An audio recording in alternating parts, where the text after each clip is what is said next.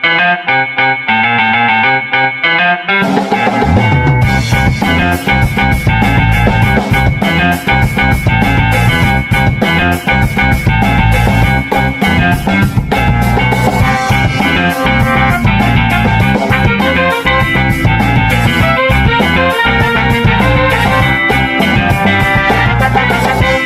ngomongin birokrasi ala-lan. Halo kawan, ketemu lagi di obrolan ngomongin birokrasi ala-lan edisi ngobrol bareng alumni. Hari ini kita akan berbincang-bincang atau ngobrol bareng alumni pelatihan kepemimpinan nasional tingkat 2 angkatan 1 tahun 2024. Telah hadir bersama kita salah satu alumni yang hadir secara langsung, yaitu Ibu Sri Gantini Esos MAP. Ya, dan Waalaikumsalam Ibu, dan sudah bergabung juga bersama kita secara luring Ibu Dr. Gigi Trisnawati MM yang bergabung dari Pontianak. Halo Ibu. Assalamualaikum, halo Mbak Ibu Gantini, apa kabar? Baik, Waalaikumsalam. Terima kasih Ibu sudah bergabung bersama kami, dan hari ini kita akan ngobrol-ngobrol terkait dengan proses pelatihan yang dialami langsung ya oleh Ibu Gantini dan Ibu Trisnawati selama melaksanakan pelatihan kepemimpinan nasional tingkat 2 angkatan 1 tahun 2024 di Lembaga Administrasi Negara. Dan langsung saja nih Ibu-ibu para Serikandi kita. Ini selain arahan atau berdasarkan surat tugas dari instansi pengusul seperti itu ya, apa sih yang menjadi motivasi bagi ibu-ibu untuk mengikuti pelatihan kepemimpinan nasional ini? Mungkin diawali oleh Ibu Gantini dulu. Kalau saya tentunya adalah pengembangan karir Mbak, gitu kan. Di mana pengembangan karir ini salah satunya kita harus meningkatkan kompetensi. Kompetensi salah satunya juga terkait dengan khususnya saat ini kami duduk di jabatan pimpinan tinggi Pratama. Tentunya kami harus meningkatkan kompetensi manajerial, dan salah satu peningkatan kompetensi manajerial ini tentunya dilakukan melalui salah satunya dengan pelatihan sesuai dengan PP 11 tahun 2017 ya. Kita masih mengacu kepada regulasi yang lama karena aturan dari peraturan yang baru sedang dalam proses untuk harmonisasi. Mungkin itu karir. Karir ya, karir Ibu yang mendorong ya, motivasi yang mendorong. Dokter, silakan Dok. Apa motivasi yang memperkuat dokter ya untuk mengikuti pelatihan ini? Selain tentunya arahan dari pimpinan. Iya, tentunya yang namanya pelatihan itu akan menambah wawasan, baik dari aspek kompetensi, leadership kita, manajemen, yang harapan kedepannya nanti dapat menjadi pemimpin yang memiliki sebagai pemimpin inspiratif dan sebagai pemimpin yang memiliki karakter. Karena tentunya di dalam PKN tingkat 2 ini yang merupakan pimpinan Pratama, jadi harus menjadi role model bagi organisasi yang mereka pimpin. Kemudian selain itu kita juga dengan adanya pelatihan ini atau diklat ini kita akan mengetahui seberapa besar potensi diri kita sebagai seorang pemimpin yang handal dalam melaksanakan tujuan dari organisasi kita. Dan dengan adanya pelatihan ini, motivasi saya adalah ingin berkenalan dengan banyak pemimpin-pemimpin hebat. Karena pada saat kita melaksanakan ini kan tentunya berasal dari banyak dari banyak daerah dan dari banyak disiplin ilmu yang berbeda-beda. Di situ kita akan melakukan satu jejaring, memperluas jejaring agar nanti mungkin bisa menambah wawasan kita terhadap beberapa permasalahan yang mungkin nanti ke depan kita hadapi. Itu motivasi saya pribadi dalam mengikuti diklat ini. Ya, berangkat dari tugas sehari-hari nih Ibu-ibu, bahwa pasti tugas sehari-hari di instansi masing-masing itu sangat banyak dan padat seperti itu ya. Dan diminta untuk hadir berkumpul jadi satu angkatan, meninggalkan tugas-tugas sementara gitu ya di instansi masing-masing. Apa tantangannya Ibu-ibu selama menjalani pelatihan itu? Mungkin langsung dari Ibu Dokter dulu ya, yang jauh dari Pontianak seperti itu. Ya, silakan Ibu, tantangan apa saja Ibu selama pelatihan?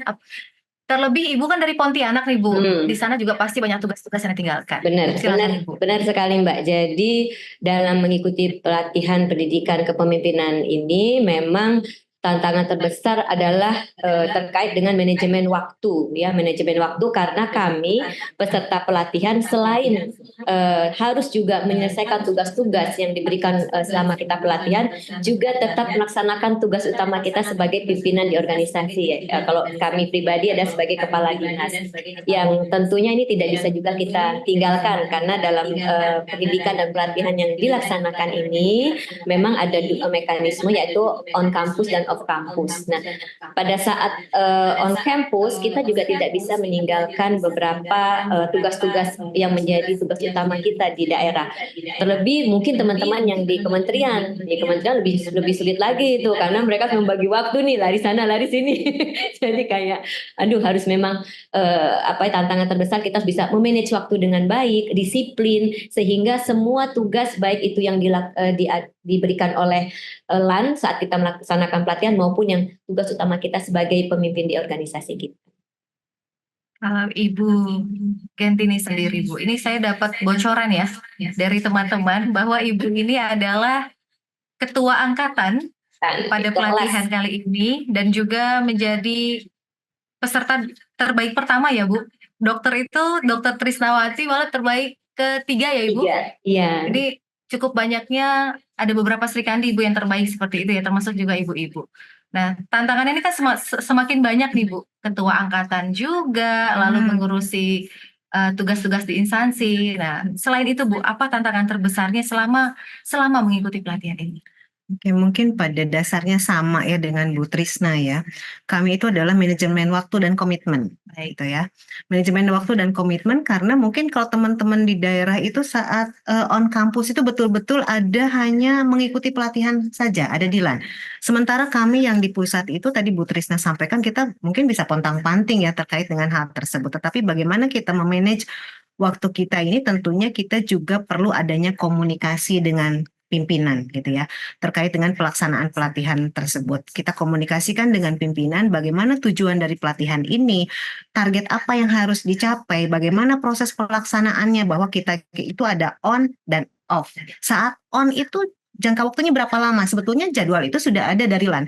Nah, jadwal itu kita sampaikan kepada pimpinan, sehingga di situ ada komunikasi dengan pimpinan, ada kesepakatan komitmen bahwa secara pribadi saya harus menyelesaikan tugas pelatihan, secara organisasi juga saya harus bertanggung jawab terkait dengan pelaksanaan tugas yang dibebankan ke saya, sehingga ketika tadi komunikasinya bagus, kita ada kesepakatan dengan pimpinan. Ketika pekerjaan itu tidak mendesak, saya tidak dipanggil saat saya on campus. Jadi saya dipanggil ketika sudah selesai. Biasanya kita on campus itu sampai jam 12, biasanya harus standby Zoom gitu ya. Selebihnya kita adalah tugas-tugas individu. Nah, membagi tugas individu dengan pekerjaan yang ada di unit, tentunya itu yang bisa kita lakukan after jam 12 tersebut saat kita on campus ya, sehingga dua-duanya bisa berjalan. Dan tugas-tugas dari kampus itu memang cukup banyak. Jadi tapi tidak perlu khawatir teman-teman yang mengikuti pelatihan ya, sepanjang kita bisa membagi waktu, itu akan selesai dengan sendirinya. Semua pasti berlalu gitu ya. Akan selesai dengan sendirinya sepanjang kita bisa memanage waktu tersebut. Jadi selesaikan pelaksanaan tugas-tugas tersebut di hari tersebut. Bagaimana kita memanage waktunya? Mungkin kita perlu sedikit waktu tambahan setelah selesai melaksanakan tugas kantor, kita juga melaksanakan tugas-tugas dari kampus. Mungkin itu. Wah, kebayang ini sedang berbicara dengan para pemimpin seperti itu ya. Ini udah berbicara terkait dengan manajemen waktu, manajemen kerja seperti itu. Kalau mau tanya lesson learn sih sebenarnya udah terjawab ya, bahwa selama kepemimpinan ini banyak sekali lesson learn yang didapatkan oleh para ibu-ibu. Dan terkait dengan kepemimpinan, Bu, ini kan pelatihannya adalah pelatihan kepemimpinan nasional, pemimpin yang berkapasitas untuk memimpin suatu institusi secara nasional seperti itu ya. Jadi bukan mimpin diri sendiri lagi nih, Bu, tapi calon-calon pemimpin instansi lah seperti itu sebutannya. Nah, bagaimana ibu-ibu memahami pelatihan ini tuh untuk membentuk kapasitas ibu-ibu para Sri Kandi ini sebagai seorang pemimpin nanti di masa depan? Mungkin dari Bu Dokter dulu nih. Silakan. Ya. Terkait kita memahami kapasitas kita, jadi kita dalam mengikuti PKN tingkat 2 ini memang mendapatkan banyak sekali materi-materi yang luar biasa yang kami rasa ini memang hal baru, ada beberapa hal baru karena di PKN tingkat 2 ini salah satu materi yang memang kami anggap cukup menarik adalah terkait dengan artificial intelligence. Jadi memang untuk dunia saat ini terkait dengan artificial intelligence ini perlu dikembangkan dalam rangka untuk memberikan kemudahan dalam memberikan baik itu pelayanan kepada masyarakat, pelayanan publik kepada masyarakat, juga dalam mengefisiensikan kegiatan-kegiatan administrasi yang ada di organisasi kita. Jadi terkait dengan pelatihan ini tentunya sangat memberikan pengaruh dalam pengembangan kapasitas diri seorang pemimpin, karena di dalam PKN ini yang kami laksanakan lebih kurang 6 bulan. Luar biasa, ini Lan Pejompongan hebat banget ya, sampai 6 bulan, appreciate sekali ya. Ini banyak teori dan praktek di lapangan yang terus terang ini menempa kami sebagai seorang pemimpin agar menjadi pemimpin-pemimpin yang hebat dan handal. Tentunya pemimpin-pemimpin yang memiliki karakter dan memiliki visioner ke depannya apa yang harus kita lakukan. Dan dengan adanya pelatihan ini terus terang di LAN Pejompongan yang kemarin kami lakukan juga didukung dengan narasumber-narasumber yang hebat ya, narasumber yang hebat yang bisa membuka wawasan kami sehingga kami bisa diarahkan untuk mengetahui hal-hal yang mungkin sebelumnya kita tidak dapatkan di dalam kita melaksanakan atau sebagai pemimpin di organisasi. Dan tentunya dengan adanya tugas-tugas, karena tugas ini ada sifatnya teori dan ada sifatnya praktek lapangan, karena kita juga mengadakan visitasi sehingga nanti menghasilkan policy brief yang sudah kemarin kita hasilkan, sehingga itu menjadi satu wahana atau tempat yang sangat baik di dalam PKN 2 ini untuk kita meningkatkan kapasitas kita sebagai seorang pemimpin. Tinggal kita akan seperti apa, menjadi pemimpinnya seperti apa yang akan kita implementasikan di dalam organisasi kita. Mungkin begitu, Mbak. Biasa. Kalau Ibu Ganti nih sendiri, seperti apa Ibu pelatihan ini menempa Ibu sebagai pemimpin? Ini kan sebelumnya sudah pemimpin ya Ibu-ibu ya, maksudnya di instansi masing-masing, tapi ini dipersiapkan menjadi pemimpin yang lebih tinggi lagi dan menguasai hal-hal bidang-bidang besar. Oke, tadi sudah banyak ya yang disampaikan oleh Bu Trisna gitu kan. Ketika kita mengikuti pelatihan kepemimpinan tingkat 2 ini, tentunya di sana banyak materi-materi terkait dengan kepemimpinan. Banyak sekali, sehingga di situ juga menambah wawasan, pengetahuan, dan kemampuan kita sebagai pimpinan ya. Ketika kita sudah mendapatkan materi-materi tersebut, finalnya itu harus kita implementasikan di dalam proyek perubahan, sehingga kita bisa mengkolaborasi antara teori dan implementasi di lapangan, sehingga itu bisa mempersiapkan kita mencapai tujuan organisasi yang lebih besar lagi.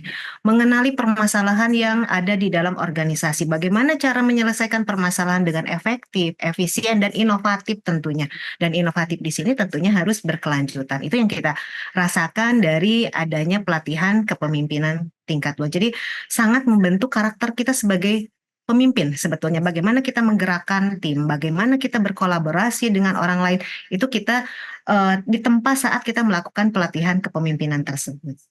Itu, Mbak. Ya, poin yang saya tangkap tadi Ibu-ibu dari penyampaian Ibu-ibu ya, Ibu Dokter dan Ibu Ganti di bahwa terkait dengan implementasi proyek perubahan, lalu bagaimana menggerakkan tim seperti itu.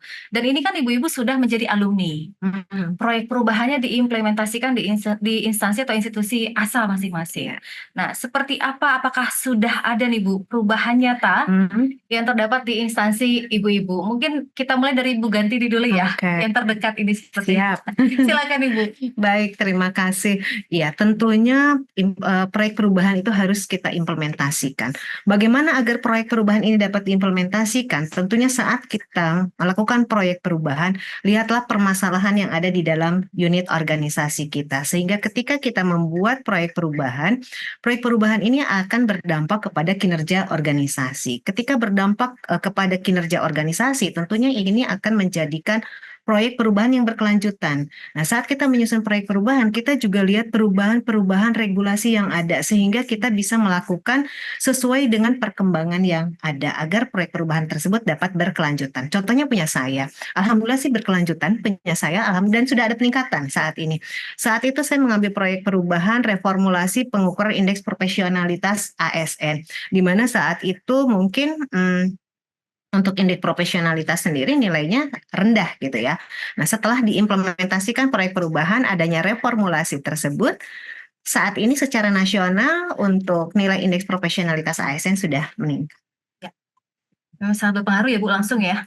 Dan memang indeks profesionalitas ASN itu memang berpengaruh ya Bu. Nantinya akan berpengaruh ke pelayanan publiknya langsung. Jadi ASN ini selama ini mungkin dinilainya ada penilaian tersendiri oleh publik atau masyarakat. Dan dengan proyek perubahan yang Ibu sampaikan itu akan membawa juga perubahan yang signifikan ya Bu untuk ASN. Seperti apa perubahan signifikan Ibu atau perubahan di organisasi Ibu? Ya, terima kasih Mbak. Jadi terkait dengan proyek perubahan, jadi memang pada saat kita ingin merancang suatu proyek perubahan, hal yang perlu kita tekankan adalah apakah isu tersebut merupakan isu yang strategis dan isu nasional. Karena walaupun kami di Kota Pontianak, acuan kita adalah secara nasional. Karena di nasional itu pasti ada target-target yang harus kita capai, yang itu merupakan hasil dari kinerja dari kabupaten kota maupun provinsi yang ada di seluruh Indonesia. Jadi pada saat kami mengangkat proyek perubahan, kami terlebih dahulu melihat apakah ini menjadi isu nasional.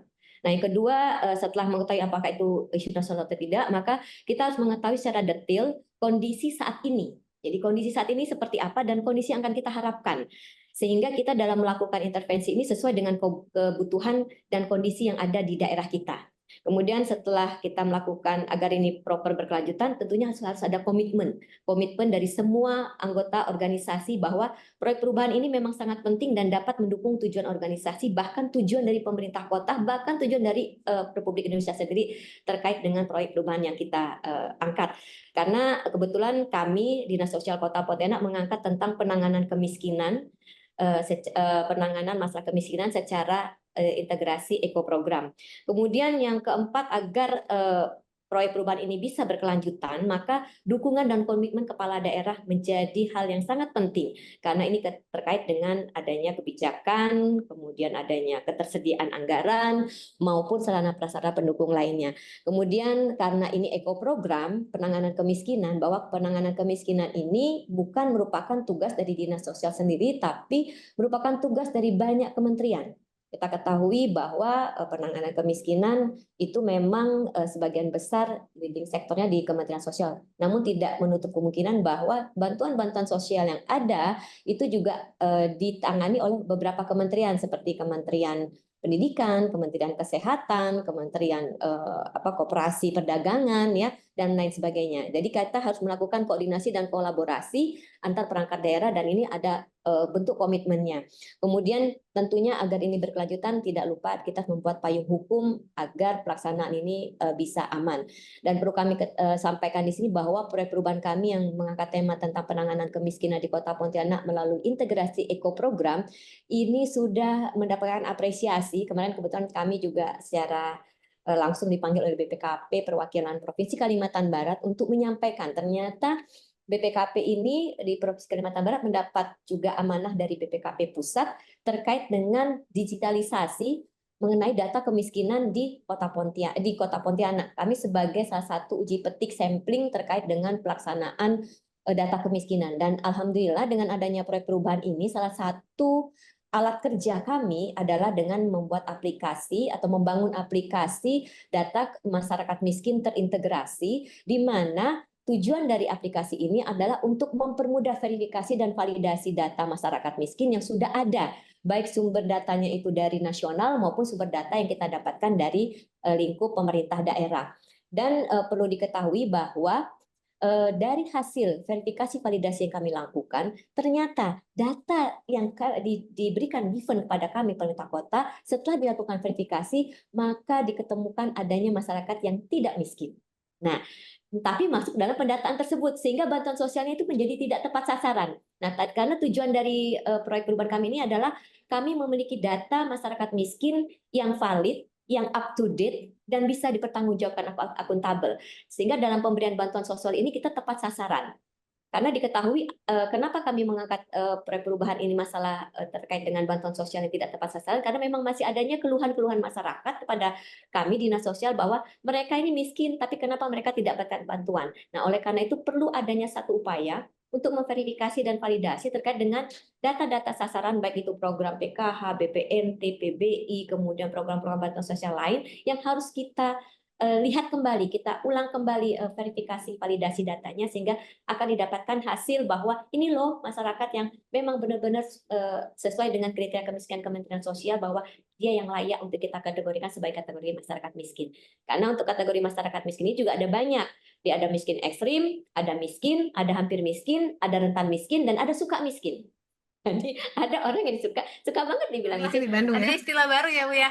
Saya pikir selama ini suka miskin ada di Bandung. Bandung ya. Ternyata ini ada juga Kalau kategori suka seperti itu. miskin ada di Nah, saya Bandung, tapi tangkap buat nih Ibu Dokter bahwa ternyata memang proyek perubahan ini merupakan kolaborasi ya dari semua unsur ya, yang ada, dan nantinya akan berimbas juga kepada banyak unsur juga nih, profesional ya. ASN, lalu pengentasan kemiskinan itu akan mempengaruhi ke banyak bidang atau banyak sektor seperti itu, dan juga menggandeng banyak instansi juga. Jadi memang bukan tugas satu instansi nih, atau Iya. nantinya bukan hanya kerja beberapa instansi, tapi semua mengkolaborasikan seluruh instansi seperti itu.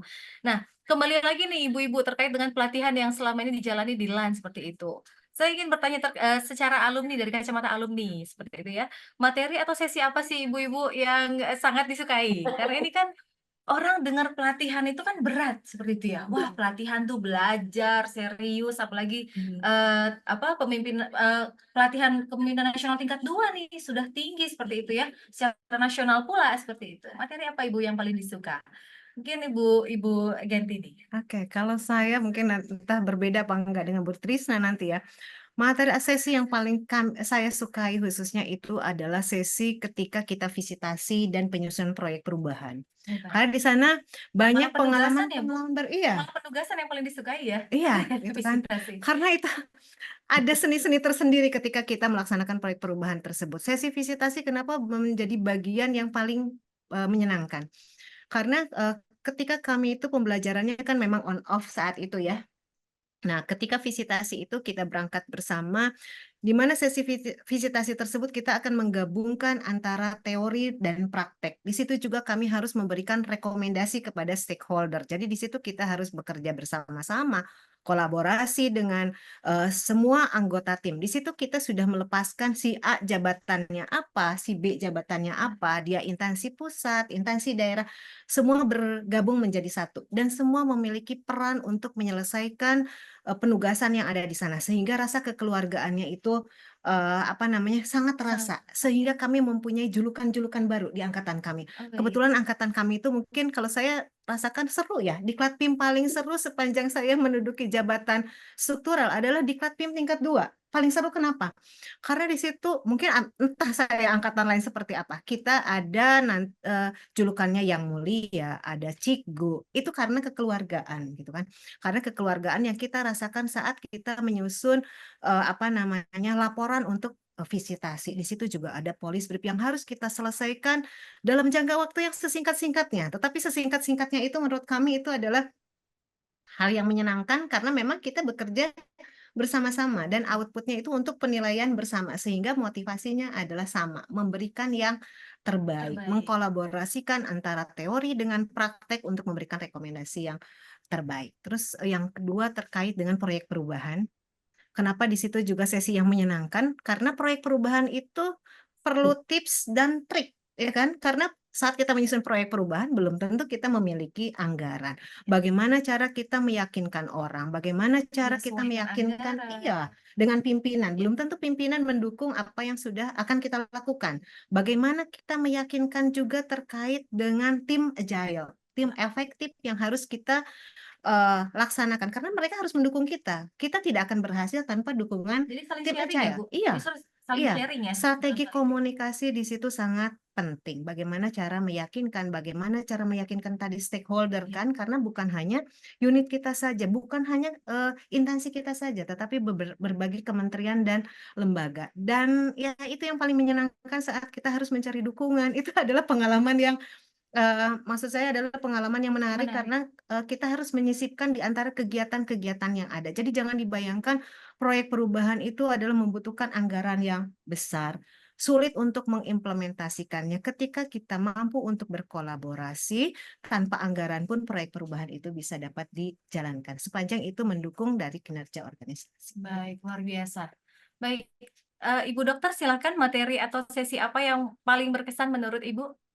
Ya, terima kasih. Jadi kalau menurut saya pribadi tidak jauh berbeda poin disampaikan oleh Bu Gantini tadi terkait dengan agenda 4 kita. Jadi kalau kita di LAN itu ada 4 agenda. Agenda pertama itu adalah tentang mengelola diri, kemudian agenda kedua kepemimpinan strategis, agenda ketiga tentang manajemen strategis, dan agenda keempat tentang aktualisasi kepemimpinan strategis yang berisikan yaitu tadi visitasi dan pembuatan proper. Memang agenda keempat ini agenda yang paling kompleks ya dan paling menantang ya. Nah, karena seorang pemimpin itu harus memang berani menghadapi tantangan. Jadi dengan tadi Bu Gantini sudah sampaikan trik and lain sebagainya, dan kalau saya lebih kepada memanfaatkan peluang sebenarnya. Jadi kalau trik itu saya lebih memanfaatkan peluang karena memang seorang pemimpin itu harus mencari bisa memanfaatkan peluang. Kalau bisa tantangan pun jadi peluang gitu, bukan jadi hambatan gitu kan ya.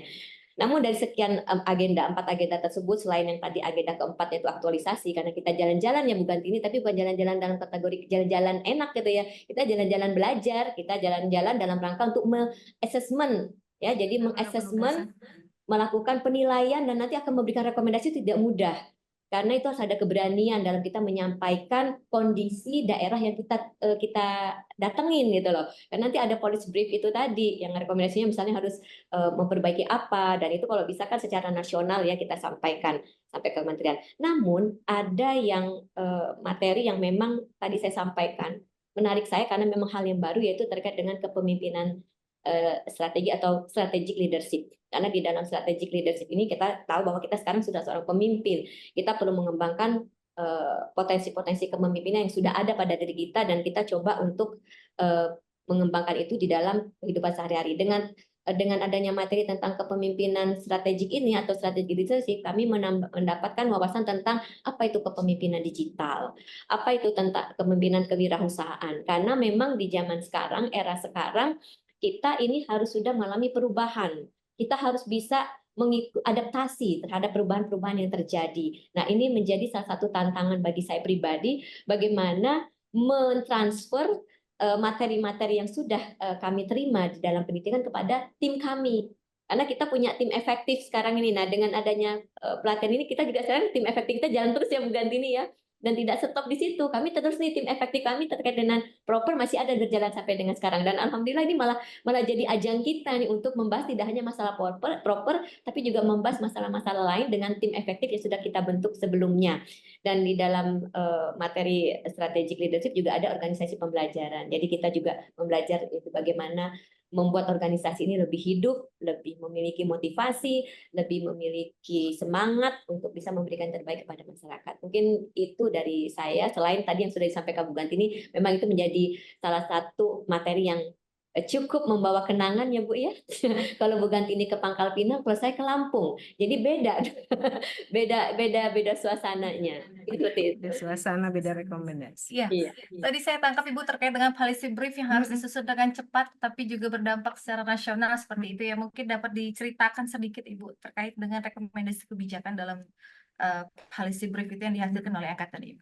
Baik, kebetulan angkatan kami itu kan temanya adalah tata kelola pemerintahan dalam era artificial intelligence ya.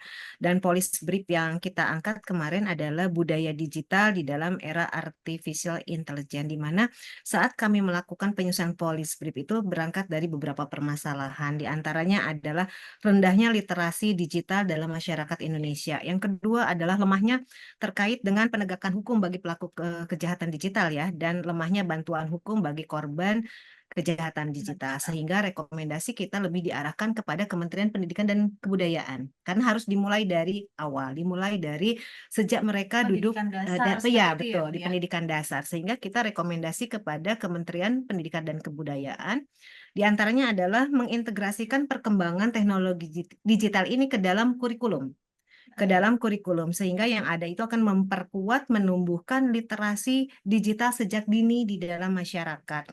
Sehingga ketika literasi digitalnya sudah baik, itu akan menurunkan Terasah sejak jumlah dini korban seperti itu ya. kejahatan digital gitu kan. Iya, betul. Memulai pendidikan digital dari proses belajar mengajar yang ada di sekolah, dan guru-guru pun diberikan pemahaman terkait dengan proses digitalisasi, dan sekolah-sekolah juga diberikan kapasitas untuk internet yang memadai terkait dengan proses adaptasi untuk teknologi digital tersebut ya. Mungkin itu yang kita berikan rekomendasi, dan adanya kolaborasi yang terakhir antara orang tua dan komunitas bersama antara orang tua dan tenaga pendidik untuk meningkatkan budaya literasi digital tersebut. Itu yang policy brief yang kita angkat, sehingga kita berharap dengan adanya budaya digital dalam hal literasi digital ini dapat meningkatkan pemahaman masyarakat terkait dengan budaya digital. Iya, rekomendasi yang memang sangat dibutuhkan seperti itu ya, Bu, ya, di tengah berkembang pesatnya teknologi, dan mau nggak mau Indonesia memang harus menyesuaikan juga isu global ini terkait dengan kemajuan teknologi. Saya tangkap bahwa ibu-ibu ini memang pantas ya memang menjadi peserta pelatihan kepemimpinan nasional tingkat 2, dan juga memang sudah terlihat kapabilitasnya sebagai alumni. Tapi ada satu pertanyaan nih, Bu. Saya kan sebagai publik nih ceritanya, yang melihat sosok ibu-ibu ini sebagai alumni pelatihan. Kenapa sih, Bu, calon pemimpin itu harus menjalani pelatihan kepemimpinan ini? Kenapa harus seperti itu? Kan banyak proses nih, Bu, tapi menurut ibu-ibu sebagai alumni, kenapa calon-calon pemimpin itu harus mengikuti pelatihan kepemimpinan nasional, khususnya di LAN seperti itu ya? Oke, saya Boleh Ibu dari Pontianak, Ibu silakan Ibu Dokter. Ya, baik. Mengapa penting pelatihan kepemimpinan bagi seorang pemimpin atau calon pemimpin ya? Ya, kalau saya ditanya seperti itu memang sangat-sangat penting, urgent malahan ya, karena kok kita lihat sekarang ini memang kepemimpinan itu merupakan satu jabatan strategis, jabatan struktural strategis, karena seorang pemimpin itu dia harus memiliki pengaruh bagi organisasi di bawahnya, dan juga dia menjadi role model dalam sebuah organisasi. Apabila pemimpin tidak memiliki kapasitas, kompetensi, wawasan yang luas dan lain sebagainya, tentunya nantinya akan mungkin di dalam organisasi kita kan punya tim yang juga memiliki wawasan yang lebih luas dari pemimpinnya. Sehingga kalau pemimpin itu dianggap tidak memiliki wawasan yang luas, nanti akan tidak baik dalam menjalankan organisasi, akan terjadi beberapa mungkin konflik atau segala macam. Dan sebagai seorang pemimpin tentunya pelatihan ini diharapkan ya dapat membentuk pemimpin-pemimpin yang berkarakter dengan teori-teori yang sudah disampaikan oleh para narasumber, dan tentunya pemimpin-pemimpin yang memiliki visi tadi, karena visi itu kan ada tujuan dari organisasi kita akan dibawa kemana, sehingga organisasi itu bisa tumbuh dengan baik termasuk dalam pemberian pelayanan publik, karena ada beberapa pemimpin yang memang langsung berhadapan dengan masyarakat untuk memberikan pelayanan publik, sehingga diharapkan dengan mengikuti pelatihan ini ada trik atau ada semacam ilmu-ilmu yang bisa diimplementasikan di dalam organisasi agar pelayanan publik yang diberikan kepada masyarakat ini bisa diterima dengan baik, bisa diterima dengan senang hati, karena memang sekarang ini orang lebih cepat merespon sisi negatif dalam pelayanan publik dibandingkan dengan sisi positif. Kami terus terang di sosial maupun di kesehatan, kalau kita memberikan layanan baik, ramah, jarang ada komentar, terima kasih sudah memberikan layanan baik kepada kami. Tapi begitu kita ada kesalahan sedikit saja terkait dengan layanan publik, maka netizen Langsung viral, Ibu. Nah, langsung viral mau di IG kah, mau di TikTok kah, mau di mana, tanpa melihat apa permasalahan, tanpa melihat apa sih kondisinya seperti apa sehingga terjadi seperti itu. Nah, Oleh karena itu kita sebagai pemimpin harus cepat tanggap ya dan cerdas tentunya dalam menghadapi berbagai persoalan apalagi yang berkaitan dengan masalah publik. Oleh karena itu perlu dibekali seorang pemimpin ini dengan berbagai macam tadi teori-teori yang tadi ada 4 agenda di dalam PKN ini yang luar biasa yang kami anggap itu sangat-sangat penting untuk pembekalan untuk sebagai modal seorang pemimpin agar bisa menjadi role model di dalam organisasinya. Mungkin itu. Baik, menjadi bekal pemimpin seperti itu ya Bu ya. Ya, Membentuk pemimpin yang tangguh gitu. Jadi nggak gampang baper. Ada masalah nggak langsung layu gitu ya. Kalau Ibu Genti nih Bu, kenapa harus seseorang calon pemimpin harus PKN? Oke, seorang pemimpin harus PKN. Kenapa harus PKN? Seperti yang Bu Trisa sampaikan tadi, mungkin kita semua bisa menjadi pemimpin ya, tetapi pemimpin yang baik, pemimpin yang berkarakter gitu kan, itu tentunya perlu adanya pemahaman-pemahaman terkait dengan kepemimpinan tersebut. Nah, pemahaman terkait dengan kepemimpinan tersebut kita dapatkan dengan pelatihan. Oh, sekarang gampang lah belajar, kita lewat YouTube bisa. Lewat Ya. tanya Mbah Google bisa gitu kan. Tetapi ketika kita menjalani langsung dan mengimplementasikan itu di dalam tadi karena endingnya kita adalah melakukan proyek perubahan, ada kolaborasi. Di situ kita akan melihat dan akan terasa bagaimana kepemimpinan yang sudah kita lakukan. Di situ juga kita diajari bagaimana kita melihat diri sendiri, kekurangannya apa kita sebagai pemimpin, itu adanya di pelatihan. Kadang-kadang orang merasa sudah benar menjadi pemimpin, tidak bisa melihat kekurangan diri sendiri. Nah, itu kita dapatkan di dalam pelatihan. Jadi kalau menurut saya sangat penting mengikuti pelatihan kepemimpinan ini untuk meningkatkan kapasitas kita sebagai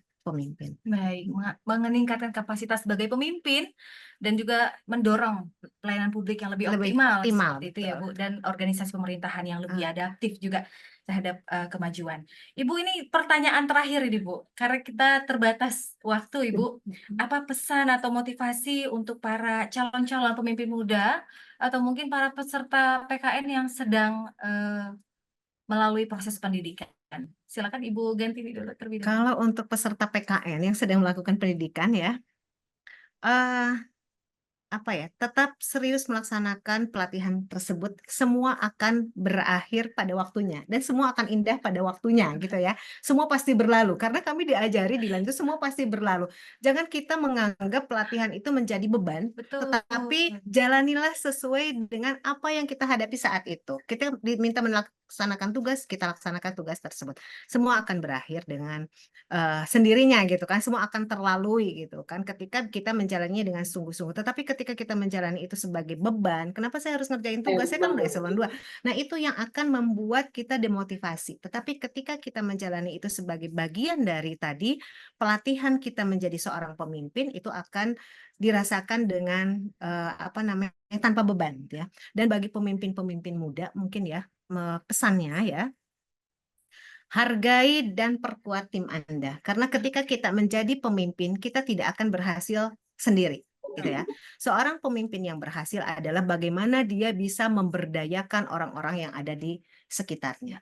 Berikan pengembangan, berikan pemberdayaan sehingga bisa mencapai tujuan organisasi dengan baik. Gitu sih. Ya, kira-kira itu di balik pemimpin yang hebat ada tim-tim yang Yes, bekerja keras betul. seperti itu ya, Bu ya.